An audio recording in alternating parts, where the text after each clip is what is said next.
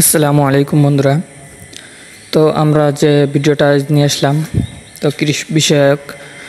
তো আমাদের সামনে যে দেখতে পাচ্ছেন একটি ছোট্ট একটি পেয়ারা গাছ। এই পেয়ারা গাছে কিন্তু প্রচুর ফলন হয়েছে। পেয়ারা গাছটি কিন্তু একদম ছোট, 1 ফিট লম্বা।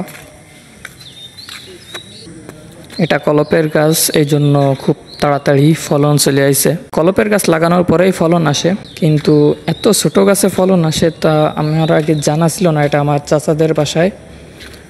তো মাশাল্লাহ বড় জাতের পেয়ারা, কেজি পেয়ারা, তো অনেকটাই বড় হয়েছে। তো এটা কোন গাছে সেই গাছটা দেখাবো।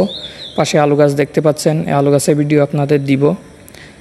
এবং এই সামনে যে পেয়ারা গাছটা দেখতে পাচ্ছেন, এইটার থেকেই কলপ কাটা। এটা এখনও পর্যন্ত কলপ একটা দেওয়া আছে, এটা এখনও কাটিনি, তো ঠিকমতো শিকড় উঠিনি।